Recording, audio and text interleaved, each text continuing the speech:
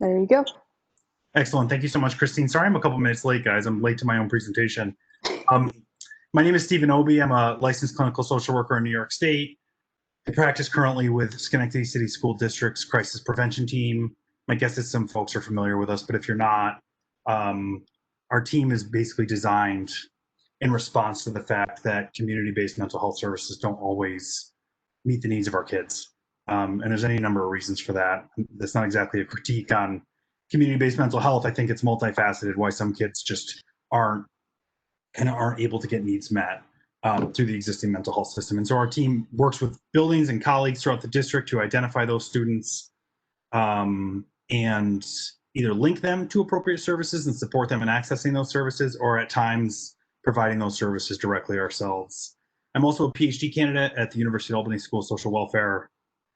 And my dissertation research, the work I'm doing there is one of the big drivers behind my engagement with this topic that we're going to talk a bit about today, which is this notion of crisis and young people experiencing crisis.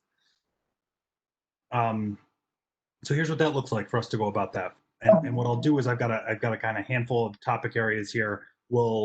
After each one, I'll stop for a couple of minutes, and if there's any questions, there's a Q&A bar as part of WebEx here. Type them in at any point. You won't be interrupting me, and then as we break, my gracious moderator Christine will we'll stop and see if we have any questions and what ones might we'll have time to answer. So the trajectory of this conversation here today is up. We're going to define the term crisis and really consider what we're calling a crisis, what we're not, maybe what we shouldn't. We'll look at how a crisis progresses. I really understand a crisis as having, its own life cycle, and so we'll take a look at how that life cycle plays out with or without intervention from a helping professional. We'll look at basic intervention principles. I understand that we have this tool that we use within our district, TCIS, and I think it's a good one, and I would really urge everyone to engage with that material. I'll look really kind of generally at a handful of the ideas that I think are important when you're intervening with a crisis. We'll look at why this is important. Obviously, we're here today as part of our Trauma Sensitive Schools Initiative and the Trauma Institute. So I'll tie some of these ideas into that, why this is relevant within a trauma sensitive framework. And we'll take a minute to answer this question, which is who or what is in crisis? Kind of a crucial one that we'll get to towards the end of our presentation. So first up, what I want to do is define the term crisis. This isn't strictly a matter of, every presentation is supposed to start with a definition. I think that if you take one thing away from this today, I think maybe I need it to be this, is that when we use the term crisis, we're really describing a very specific thing. And in order to interact with a crisis successfully, we ought to know what that is and whether we're calling it what it should be called. So as a sort of a thought exercise, I was examining these various ways in which the term crisis shows up in our more common culture, like Googling crisis and looking at the way the word crisis shows up in the news and just kind of people's common language. Certainly the term financial crisis is one that's going to jump to mind for a lot of people.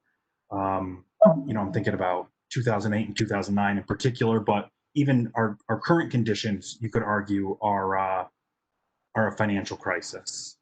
A little bit of an older reference is the energy crisis. Looking back at the 1970s, somewhat maybe less seriously, we have our friend here with the pink coat and the cool car. You might guess that person's going through a midlife crisis. There's even a Cary Grant movie from like 1950 called Crisis. Carefree Cary Grant on a gay holiday with his lovely bride, walks right into danger. And I include that, and it strikes me because the notion that crisis communicates danger. But I would argue right up front that the idea that crisis and danger are one and the same is flawed. Because my guy with the unbuttoned shirt, a midlife crisis probably doesn't rise to the level of danger. A couple other terms come to mind: crisis of faith, identity crisis. It's debatable whether these things rise to the level of danger or warrant a consideration of danger.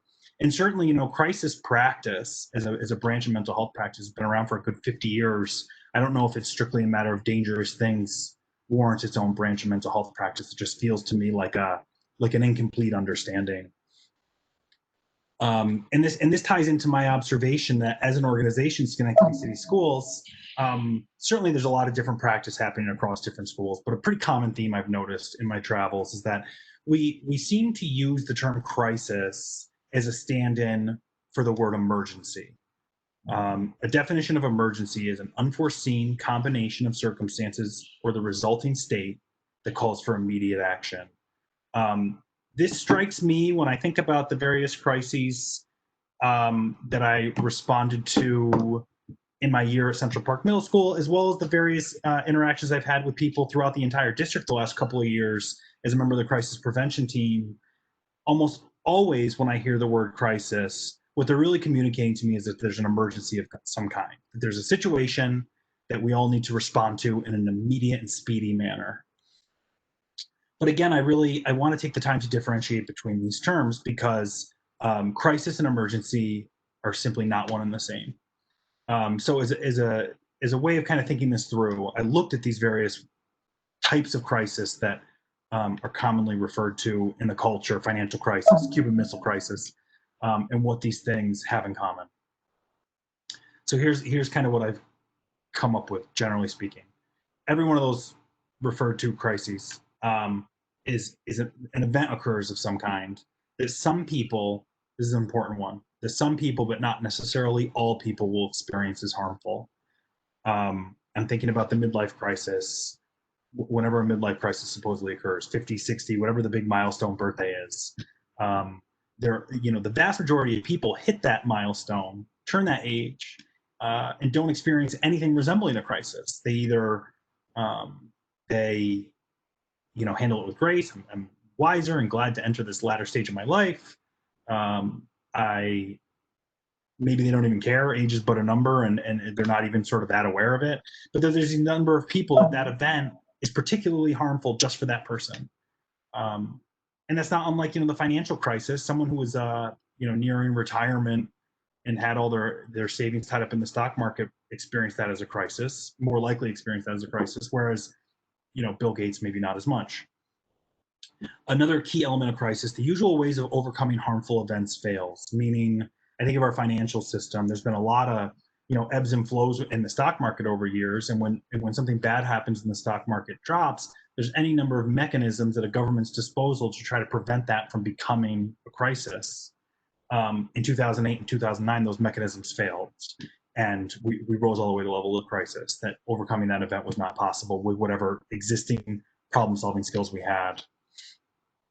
In the immediate aftermath of a crisis, when people or a society or an institution are in a crisis state, they don't feel, think, or act as they normally might.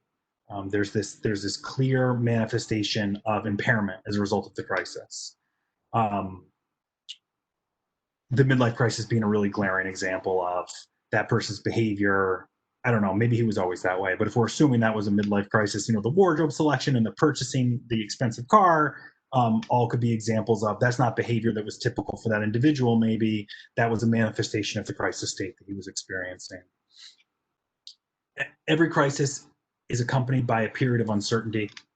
I haven't heard coronavirus crisis, that language really grab hold, but I think you'd be hard pressed to deny that our current circumstances, our cultural circumstances, rise to the level of crisis. If we're going to consider this a crisis, the conditions of the pandemic, I think we would all agree that there is just a whole lot of uncertainty about how societally we're going to navigate this and what comes next. That sort of unpredictability is typical of crisis. And then in all crises, for better or worse, things return to something resembling normal. I'm cautious there not to say things return to normal, because that's almost certainly not the case. Post-crisis, some things change, but some non-crisis state resumes, for better or worse. Those concepts that I just listed really tie into some of these historical definitions around crisis. Forgive me my dead old white man definition, but one of the earliest kind of voices in the development of crisis as an area of mental health practice was a psychiatrist named Gerald Kaplan. And you can see this is relatively new thinking. It was the late 50s and early 60s where people, mostly psychiatry, to a degree psychology and social work, contributed to this idea that individuals can experience this type of psychological crisis. And in that early thinking, Dr. Kaplan referred to a crisis as an obstacle encountered in a steady state that typically disrupts life goals and which cannot be overcome through traditional problem-solving activities. Also regarding a crisis, that a period of disorganization ensues, a period of upset during which many different abortive attempts at solution are made. Eventually, some kind of adaptation is achieved, which may or may not be in the best interests of that person. So this brings me to kind of bring those concepts together, how we understand, how we define crisis, both my observations as well as the language from Dr. Kaplan seem to all incorporate this set of concepts. There's an obstacle of some kind, a hazard, a stressor, whatever you want to call it, some kind of event that is potentially disruptive occurs to a person who's otherwise in a steady state. I say steady state, it doesn't mean that the person was necessarily well or thriving. It just means that they were experiencing something resembling their status quo. That the obstacle occurring, encountering that individual in a steady state is disruptive to that person's life goals. And when we say life goals, what we're really talking about is just subjectively disruptive to that person. So it could be a matter of the financial crisis disrupted my life goal of retiring comfortably. So it can be a really tangible goal like that. It might be something a little less clear, like the man with the midlife crisis maybe had the goal, it was a threat to his sense of identity, his sense of self, how he understands himself in the world. And so it's not so much an explicit goal in that case, but just the point there is that it represents a personal threat to that person in terms of how they experience the world. Problem-solving failure of some kind. Not every obstacle that is potentially disruptive to a person rises to the level of crisis. Sometimes the obstacle comes in the steady state, is disruptive. The person harnesses whatever coping or problem-solving capacity they have at their disposal, and they manage it. So for a crisis to occur, that problem-solving failure piece needs to be there. It results in an unsteady state. We talked about, that period of uncertainty. What we're talking about there is just that sense of unease that immediately follows, and then sooner or later, adaptation occurs. So the reason I do this is not just to split hairs, but as we proceed here, I hope it becomes clearer is that identifying a crisis versus identifying, say, an emergency, it tells us not only how we understand what we're seeing, but it's going to tell us a lot about what we do next. When there's an emergency, when you think about the term emergency and how we respond to emergencies, ultimately what an emergency response needs to do is reestablish safety, period. So you're in a restaurant and someone at a neighboring table is choking.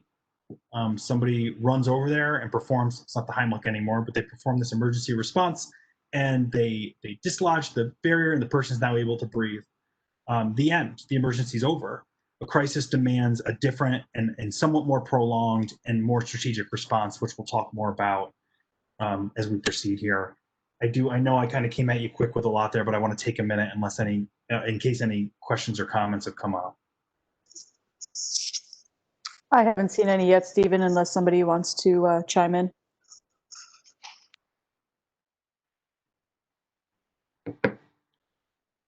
No problem. We'll stop again. Like I said, if anything comes up, questions, comments, whatever you like, type them in as you go, and I don't even see them, so you won't interrupt me.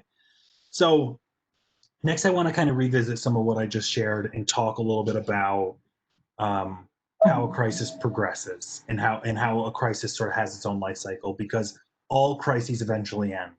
And so we're going to talk about what that process kind of looks like and what our role and their trajectory can mean. So recall the conditions that I identified here. An obstacle occurs to an individual or an institution or a society in a steady state. It's disruptive. It's subjectively disruptive to that entity, and whatever existing problem-solving skills are applied ultimately don't work. That's how we find ourselves in a crisis state. There are those situations, and I think for folks who have any experience in the mental health system, are more accustomed to using crisis in this way, because in the United States in particular, those ideas from the 1950s, 1960s, in terms of applying crisis work to the population, it's really popped up in these very, primarily in these selected domains where you most commonly see the term crisis.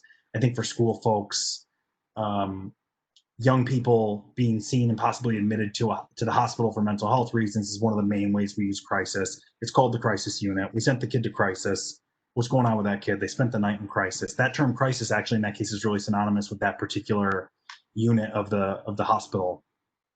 And for our young people, that in the majority, maybe not all, but a majority of instances refers to folks experiencing suicidal thoughts.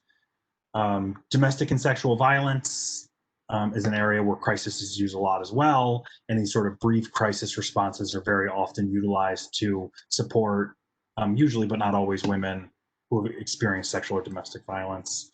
Natural disasters is a big one. Mental health first responders exist at the scene of natural disasters oftentimes, and they're responding within a crisis framework that experiencing and living through a natural disaster is potentially crisis inducing.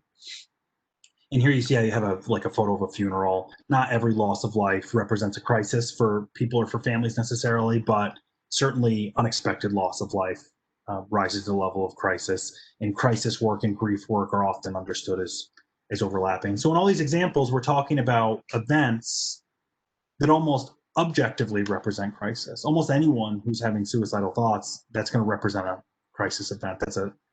That something happened to put that person in that state. It was so disruptive that now they're thinking about killing or harming themselves. A natural disaster, I would argue that the vast majority of people who have tornado blow away their house are going to experience that as a crisis event. There are folks that are able to access coping. They're so sort of able to contextualize things that they view it and say, a house is just a house, at least we're all safe and happy, and they really don't experience that as a crisis event. But I would argue that represents a pretty slim minority. So as you see here, these are events that if they happen to almost any one of us, that's going to be so sort of threatening to our sense of self and our own goals, and so outside of what we're really customarily able to cope with, that's going to rise to the level of a crisis state. But within this definition, I also argue that there's these other events that are potentially crisis inducing. And I think that we need to be mindful of this when we work with kids that we may suspect have experienced something and put them in a crisis state, that we can't assess whether a person's in crisis based strictly on the severity of the event. You go, this kid looks like they're in crisis, but all that happened was somebody took their eraser. That's not a crisis. I think there's an error in thinking there. And I've run this by some colleagues in the mental health field as I kind of work through these ideas and think about how to share them. And I've had folks pretty much tell me outright, getting a traffic ticket is not a crisis. I'm sorry. Domestic sexual violence, surviving a natural disaster, these are crises. Getting a traffic ticket is not a crisis. But I would argue that person, if she has so many points on her license that this traffic ticket means she's going to lose it, and now she won't be able to drive her car, and she won't be able to get herself to work, and she won't be able to pay her bills, I would argue that absolutely could represent a crisis event for that individual. Even though if I got a traffic ticket today, I'd be annoyed. It wouldn't be the kind of event that would be so threatening to me that it would rise to the level of crisis. I think the F on the report card is certainly going to resonate with a room full of educators. Plenty of kids get plenty of F's on report cards, and they don't experience this as a threatening event at all. But if you are one grade away from graduating high school and you now, because of that F, aren't able to graduate this year, I would argue that might be disruptive enough to your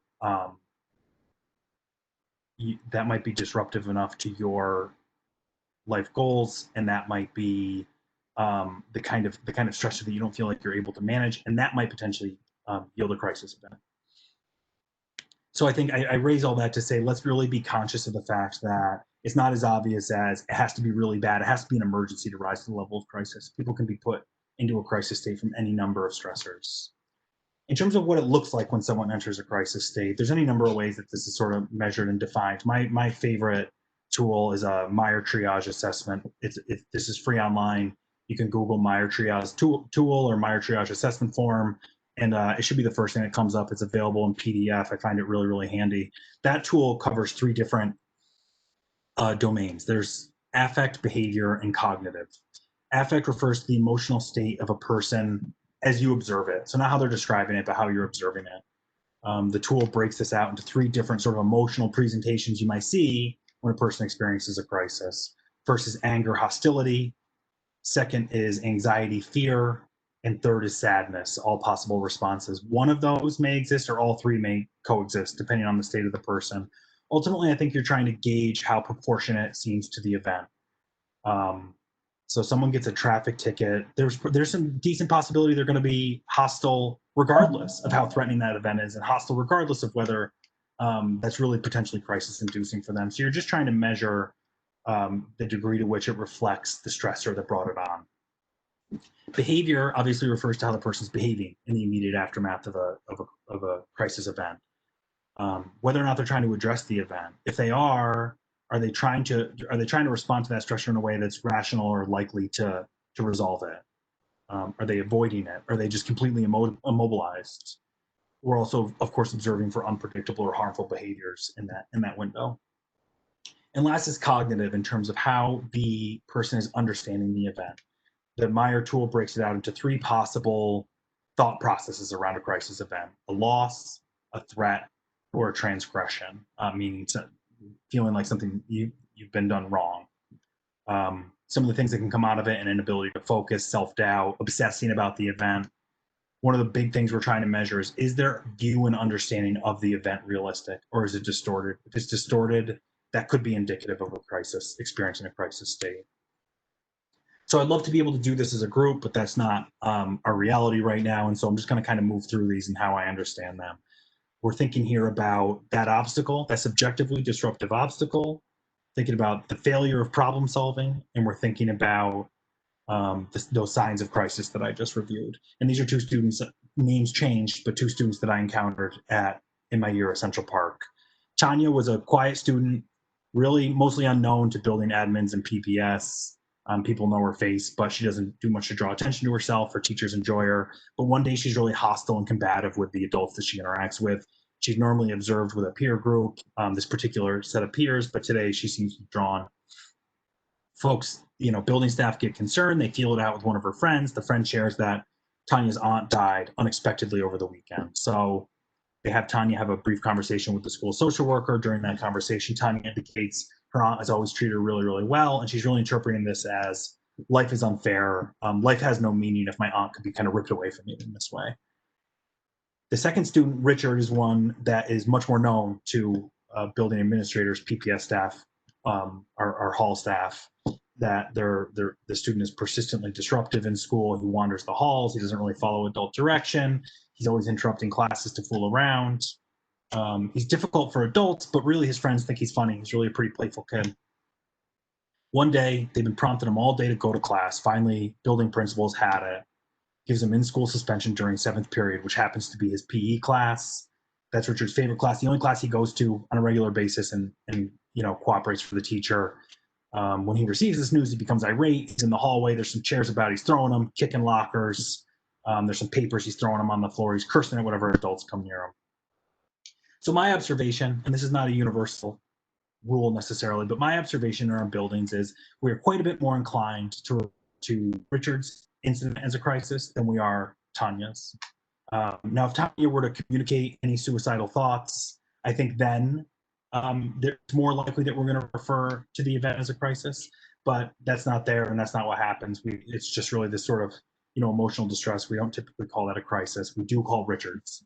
And my perspective on it is that these both very likely rise to the level of crisis. In Tanya's case, she's being effectively, she's hostile, she's angry and combative. That's way out of character. Behaviorally, she's withdrawn from her peers. That's atypical. In her interpretation of the event, she's not just viewing her aunt's passing as this singular and tragic event, but she's kind of globalizing it as, well, this tells me that life has no meaning, and there's this hopelessness that's embedded there. So to me, all the signs are there that Tanya's in a crisis state following the loss of her aunt. So is Richard, and not just because he's damaging our property, the school district's property, but because he similarly, affect has changed. He's usually a pretty playful kid. He's not playful right now. He's irate. Behaviorally, he's damaging property. That's really out of character. Cognitively, in terms of his thought process, we don't know yet. When he's de-escalated and you can have a conversation, you might find that Richard thinks missing gym today means that his whole week is ruined, or he'll never get to go to gym again. He may be having thought processes about it that aren't purely rational. That's not here in the case example, but I think we can all sort of envision that playing itself out. So here's two examples of where I think as an organization we're a little more inclined to call one a crisis than the other, and I don't think that we're quite on the money about that. So once we, knowing about the events that lead up to a crisis, the signs of a crisis, there's this other piece, that period of uncertainty, that unsteady state. Another term that's used a lot in mental health practice is equilibrium. Equilibrium refers to a state of rest or balance. I can't remember what grade science class that was. So I'm sure some folks, I recall it from like middle school maybe, this idea of equilibrium. Disequilibrium intuitively refers to just a lack of equilibrium or an imbalance. Talk about this because I think this tells us a lot about what comes next in terms of the trajectory of a crisis. Here is an analogy I'm like kind of proud of, is this idea about when you lose your balance. That moment where you slip and you're off balance, that really refers to a state of disequilibrium. And the reason it's such a kind of worthwhile analogy is that there's no telling how that moment of imbalance is going to end. When we're about to slip and fall, that lasts for like a second. That period of disequilibrium, literal physical disequilibrium, lasts for literally a second or two. But in that second or two, we don't know how it'll end. Psychological disequilibrium, in response to an emotional crisis, tends to last quite a bit longer than just a couple of seconds. This picture isn't ideal because it's pretty obvious that that person is about to hit the deck. But what I'm going for here is this idea that during that moment of imbalance, we don't know how things are going to play out. That person, best case scenario, that person regains their balance, learns a valuable lesson about wet floor signs, maybe gets a new pair of shoes with better grip, and now going forward, they're quite a bit less likely to slip and fall and hurt themselves in the future. Worst case scenario, they hit it hard, that looks like a hard floor, and they get really, really hurt. And then there's this whole kind of spectrum in between. Maybe they don't fall. They managed to regain their balance, but it was such a kind of moment, they pull a muscle in the process, and now they're hurting for a little while. Or they fall, they don't really get hurt, but everybody just saw that and it's super embarrassing.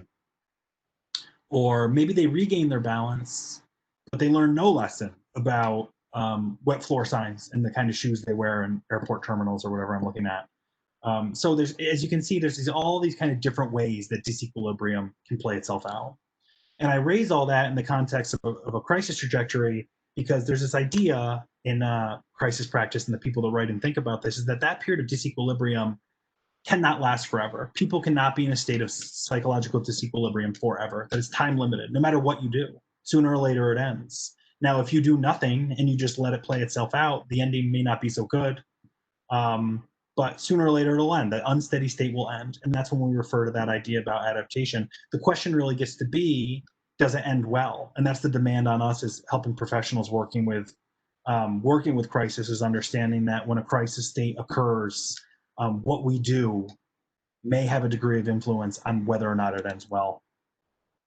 This brings me to kind of a key concept from TCIS, and so folks who have taken the TCIS training will be familiar with this idea that in the recovery phase, it's referred to in TCIS, that there's different ways that a crisis can end. TCIS really breaks it down into three very simple categories.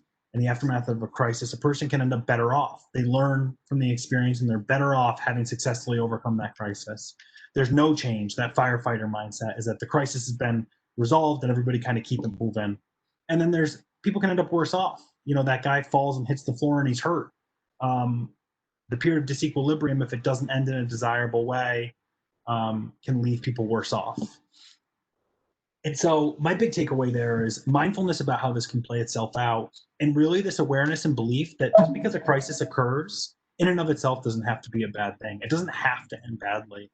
And anywhere you look in crisis scholarship will tell you that a crisis represents an opportunity. And successfully overcoming a crisis may enhance a person's sense of self, their belief in their ability to solve problems, their actual ability to cope and overcome obstacles in the future. So when we interact with these crises, we need to understand that if done right, and if we're lucky, we end up better off than when we entered it.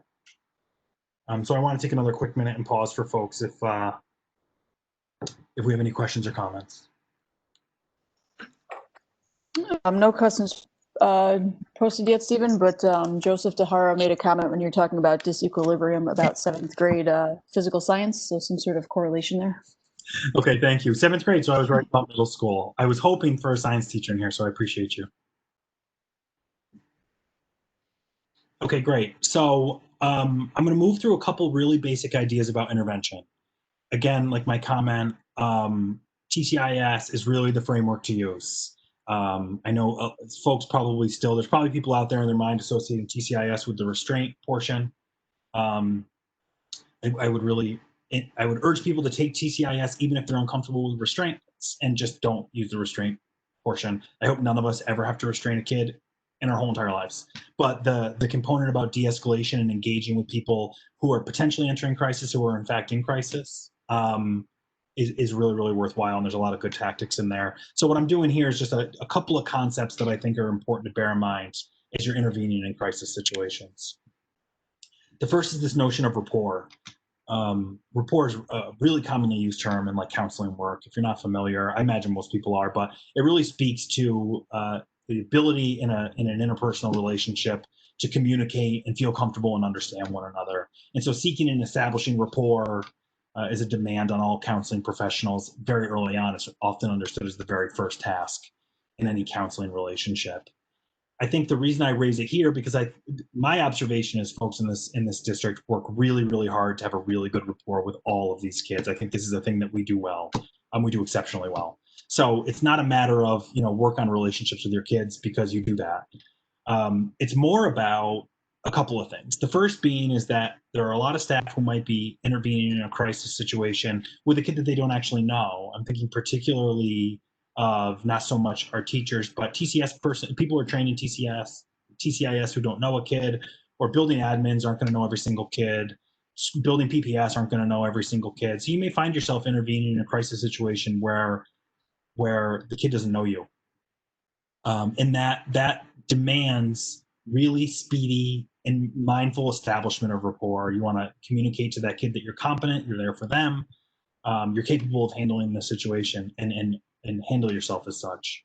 Another one to bear in mind is that we covered that the experience of a crisis can lead to distorted thought processes. And sometimes these kids, when they're in crisis, don't know who they can trust or if they can trust. And so I've certainly entered plenty of crisis situations where I was aware that this kid knows me well. And in theory, that relationship would come in handy right now. But if they're in crisis, it very well might not. And I really need to treat that as I'm starting from the beginning and I'm establishing rapport for the first time.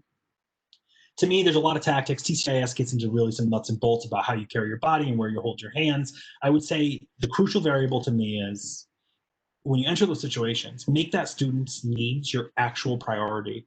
And that may seem obvious and sort of trite, but I don't think so. I think that when we enter those situations, particularly in a school and there's tons of people around, is that we find ourselves trying to respond to a lot of different needs. We're trying to meet the needs of that student, of course. We're trying to be mindful of the needs of the other students who are nearby. We don't want kids to be upset by what they see or to get wound up and things to further escalate. If you're not the teacher and you're entering a situation, you're mindful of the teacher, making sure that person feels supported and acknowledged and their needs are getting met. The needs of the school, there's neighboring classrooms. We're trying to run an orderly educational environment here, so you're mindful of that. If you're not an administrator and your administrator is nearby, you may be conscious of the fact that I want to appear competent and capable in the eyes of this person. Let me be conscious of how they're viewing me. I really think that the best way to communicate to somebody that you're there to act on their behalf is to strip as much of that away as possible. Not suggesting be neglectful of the other kids or the school or the administrator, but there needs to be a way to make that kid's needs your absolute number one priority. And kids know, especially as they get older, they know and they can see if your performance is based on trying to please an administrator and not actually trying to help them. They see right through you. So if you want to establish rapport with a kid in that moment, actually mean it. The notion of validation, what we talk about when we say validation, what we're really referring to is recognizing, acknowledging with a person that the emotions that they're experiencing are valid and normal and appropriate. When you're in a state of emotional distress, it's really key that somebody be able to acknowledge to you that these emotions are okay, that this is not the emotions themselves aren't the problem here. This is something that I've become really kind of conscious of in the last several months as the conditions of the pandemic have become clear. That when I speak to people, and whether it's colleagues, whether it's clients, a lot of people, there's this impulse to not let these societal conditions get you down too much and engage in the power of positive thinking. You go, hey, how are you doing? And you go, oh, you know what? I'm hanging in there. I'm doing good. I'm getting more exercise than usual. I get to spend time with my kids, sort of willing themselves into this positive response. It really struck me early on when we were doing a lot of Zoom calls with colleagues, and I was feeling terrible. Tens of thousands of people were dying, and hospitals were overrun. I mean, things remain horrible. They've regionally we've had some improvement, but it's still a very sad and scary situation out there. And I wasn't always feeling great, and it was frankly a little bit invalidating to be in a room full of people where everyone had to talk about how good they were feeling. They felt compelled to do that, I think, as an act of self-management. And I maybe wasn't feeling so great. And that's going to be true of people in crisis. They may not be feeling very positive, and of course not. And it's crucial that we respect and acknowledge that. And when we don't, there's this sort of latent judgment. I'm thinking back to my case example about Richard missing PE class. It wouldn't be unusual or even necessarily wrong for somebody to look at that and go, Richard, you were given 100 chances to get yourself out of the hallway. You have no right to feel upset about the fact that you're missing gym class. That one is on you. And when we talk about behavioral interventions, and when we talk about creating accountability in our young people, that's not necessarily incorrect, but know that it's invalidating. And if somebody's in a crisis state, that's not what they need from you.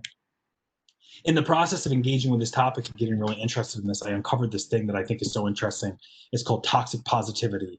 Toxic positivity refers to when we're so eager to avoid negativity, that failure to validate somebody's feelings. Sometimes we find ourselves behaving in a way that reflects toxic positivity. So true validation tells us that it's not only acceptable, but really, honestly, preferable to experience good feelings and bad. It's sort of bizarre to be living through a global pandemic in which hundreds of thousands of people die and willing yourself into strictly positive thoughts, positive feelings, positive emotions.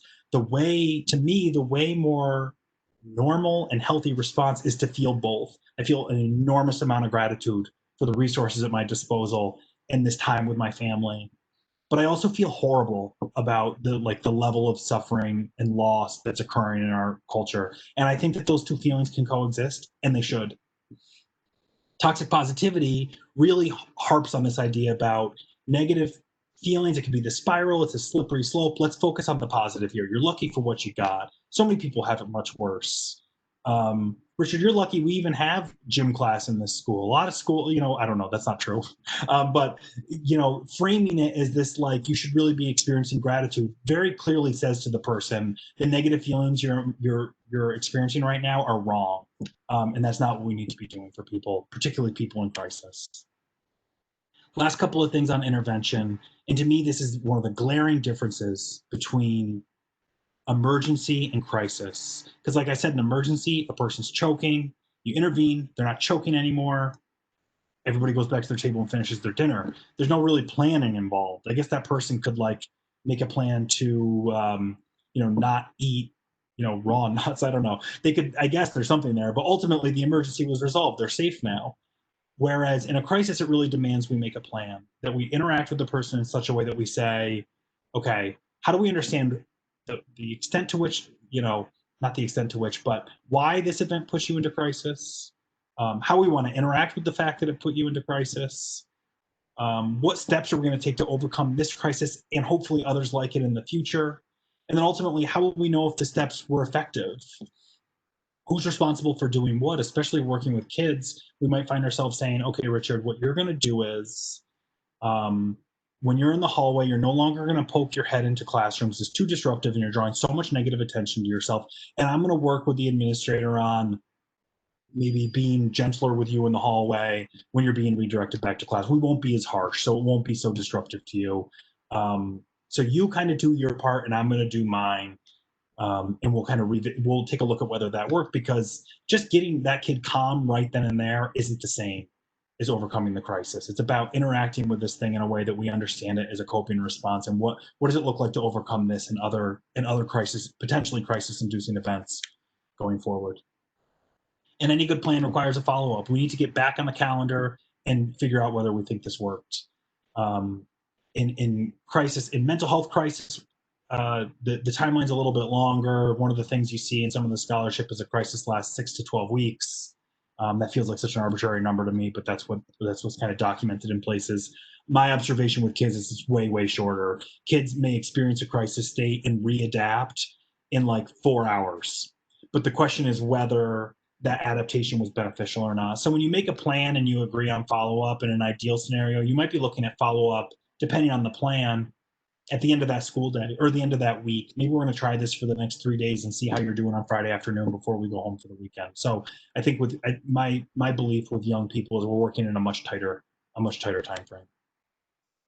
So just a couple more areas before I finish. Do we have any questions or comments at this point?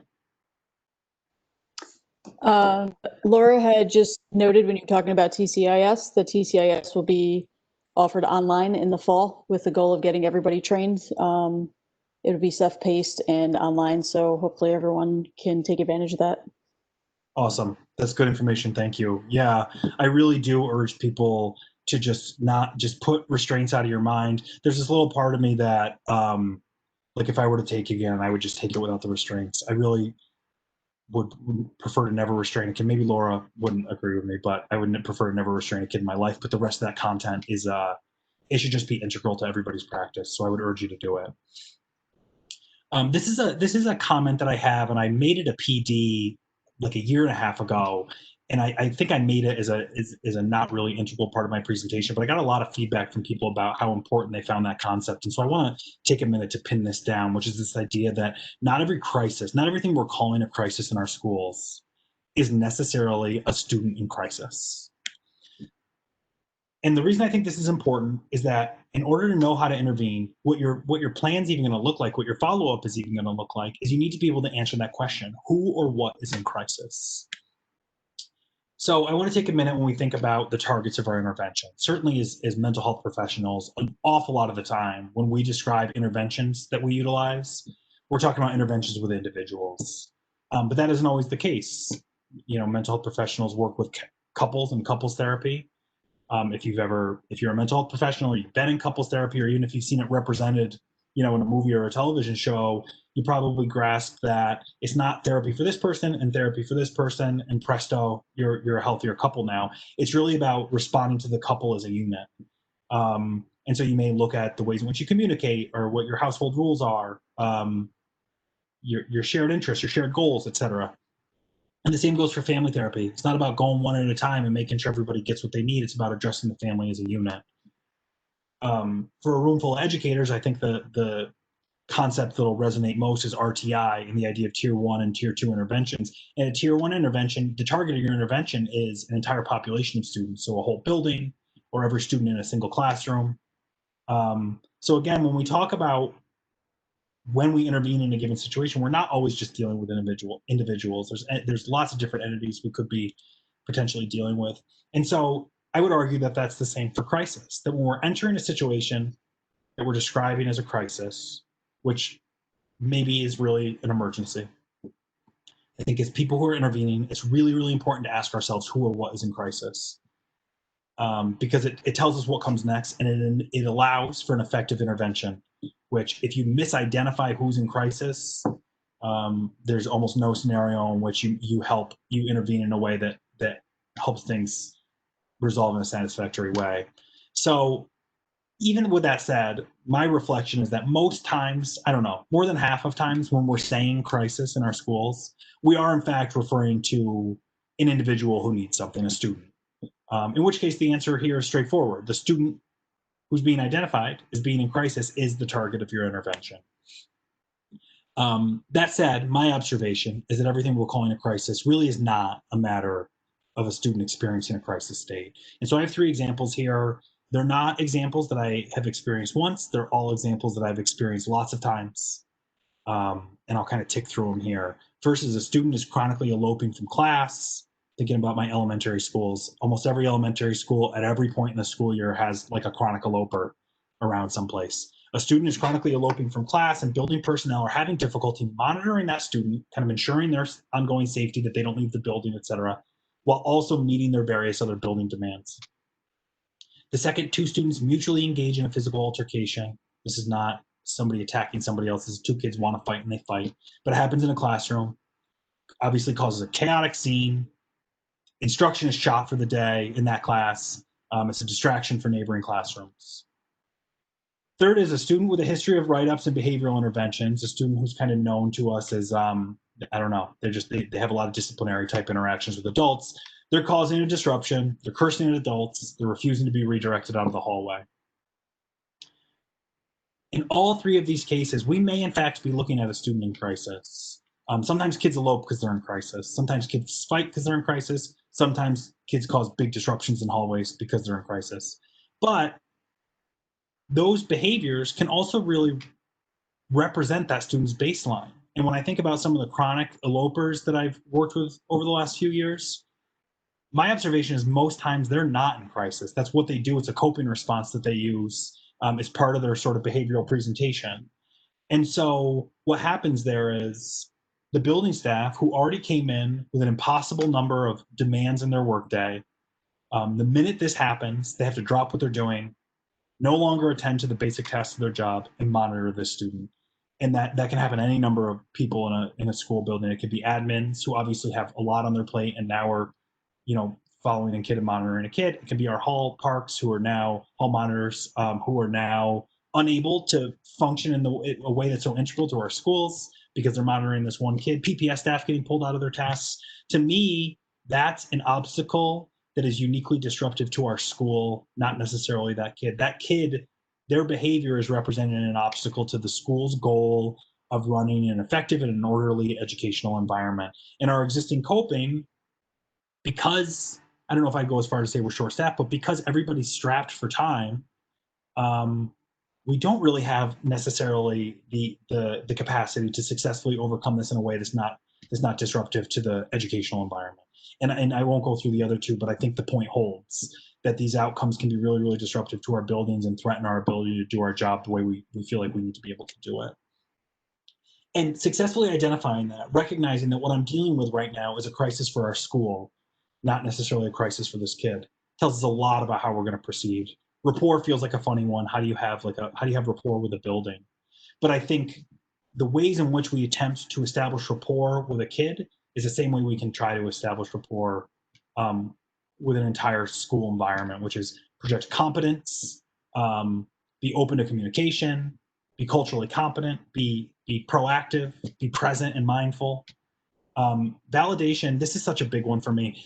The number of times I've walked away from an incident in a school where a kid had a really kind of major incident and it was a crisis-inducing event for that school, for that building, the team that was involved, and we never really took the opportunity to look at each other and say, wow, this is really hard. This job can be really, really hard, and it's okay that we're all feeling overwhelmed and stressed right now. And I tell you what, that accumulates. Having enough events like that where you don't just get the opportunity, and don't saying it to yourself is great, but it's a different thing for somebody else to say it to you, is wow, that you look stressed, you must be stressed. That was so stressful. I'm stressed too. And that opportunity to share that with one another is going to put you in a position to normalize your emotions and feel better about your interaction, your involvement with that crisis. And action planning and follow-up. Imagine if it's ultimately a building issue. We're not really utilizing our manpower in a way that manages these incidents successfully. So our action plan and follow-up is the social worker is going to speak to that kid about their actions. You missed the mark entirely. When it's a school crisis, it needs to be a school action plan and a school follow-up. Otherwise, remember our three levels. There's almost no way in which you are able to use that crisis as an opportunity if you don't recognize whose crisis it even is. What I want to do is I'll move through these last couple of slides because thematically it's similar. I want to tie this to what we're all doing here today, which is just a conversation about trauma-sensitive schools and trauma sensitivity. Is what's the relationship here?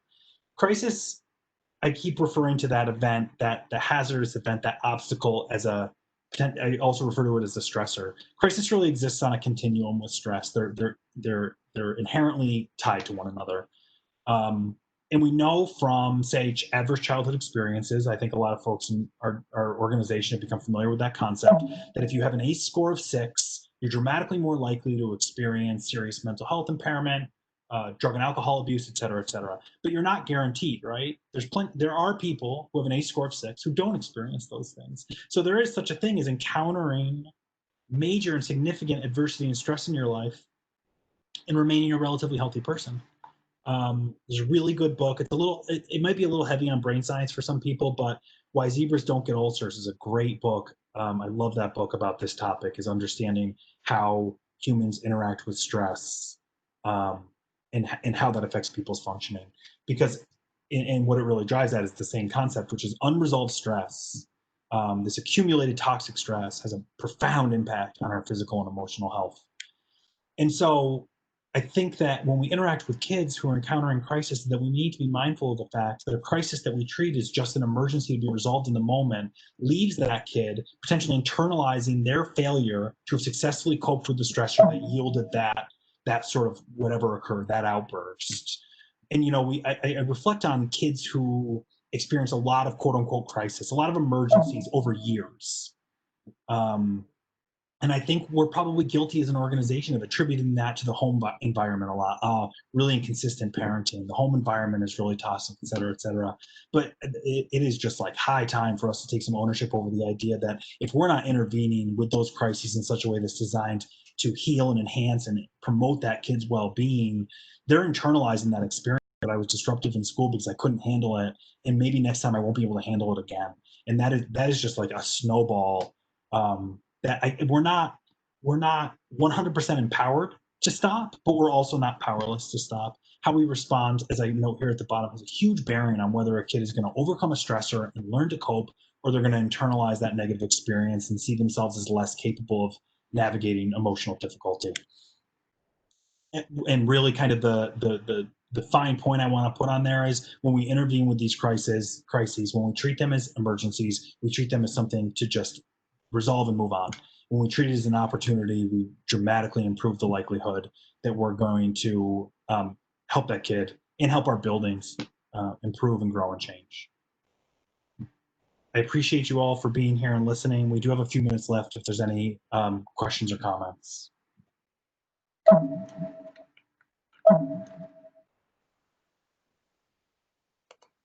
So there were some comments going on in the chat, Stephen, of just talking about like the students who do elope and wondering if that's part of their coping behavior. That as well as physical altercations, any kind of acting out. And somebody else kind of asked if it was a pattern, it could be a coping behavior. So just kind of that conversation is taking place. So you're bringing up some thoughts for people. Excellent. Yeah, I think, we spend a lot of time. I used to resist it when I first got to the district. That we sometimes find ourselves going, all right, is this mental health or is this behavior? And we'd really like to kind of place something in one of those two silos. And at first I was like, coming from a mental health and addiction background, I see those things as so, one and the same, that I think sometimes our urge to separate them out is misguided. But I do think there's such a thing as saying, this is how this kid deals with this, versus no, this is an indication of significant emotional distress. I guess the reason I'm cautious is that this is how this kid deals with this should not invite us to be dismissive. And my experience with the vast majority of my colleagues is they wouldn't be. But sometimes that's how that feels to me. It's just behavior, and being mindful of the fact that is an indication of some degree of distress, but maybe not crisis as I'm defining it here.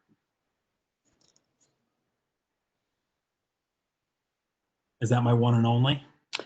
That's the one and only. The other piece that I would let everybody know is that Laura, true to her word, sent out an email to all Schenectady employees already. So check that for your TCIS if you're interested. She's just asking you to shoot her an email to help get signed up.